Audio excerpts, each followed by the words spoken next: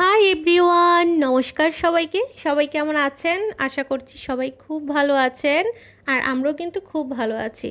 তো আজকে চলুন আপনাদেরকে সাথে নিয়ে আমি আমার পহেলা বৈশাখে শপিং করতে যাই। তো আমরা এসেছি ধানমন্ডি আড়ংয়ে। আড়ং থেকে হচ্ছে মামামের ড্রেস তো নেওয়া হবে, আর আমার যদি শাড়ি পছন্দ হয় তাহলে আমিও শাড়ি কিনে ফেলবো।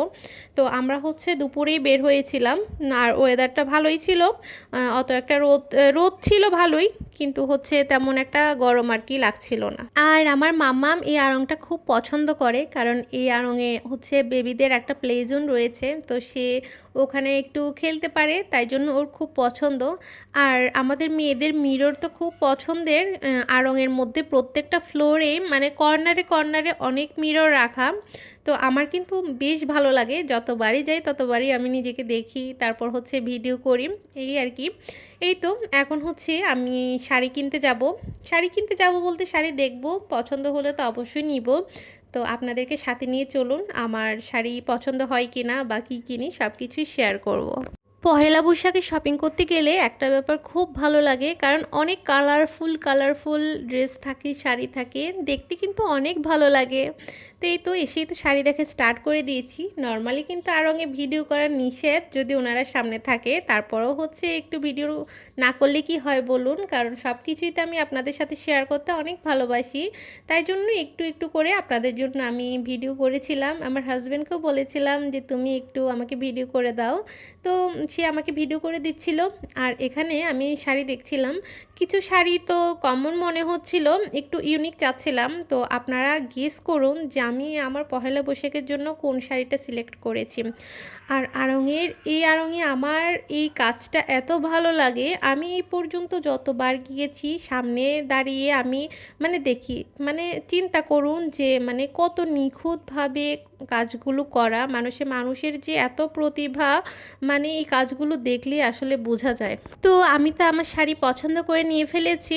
তো একেবারে আমি কোনটা নিয়েছি আপনারা পহেলা বৈশাখেই কিন্তু দেখতে পাবেন। তো এই তো আবারও সেই মিরর, বললাম যে আড়ংয়ের প্রত্যেকটা ফ্লোরে কর্নারে কর্নারে মিরর রাখা আমার এত ভালো লাগে।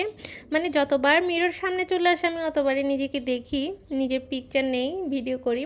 দেন হচ্ছে আমি হচ্ছে পার্সের ব্যাগের সেকশনে আসলাম, কিন্তু প্রত্যেকবার গিয়ে আমি হচ্ছে ওই কমন আর কি ব্যাগ দেখছিলাম, পার্স দেখছিলাম, মানে একটু পছন্দ মতো কিছু পাচ্ছিলাম না। এরপর আর পার্স তো নেওয়া হলো না। ইচ্ছেও ছিল একটা পার্স নেওয়ার, কিন্তু আর নেওয়া হলো না ওইভাবে আর কি, তেমন কিছু ভালো লাগলো না।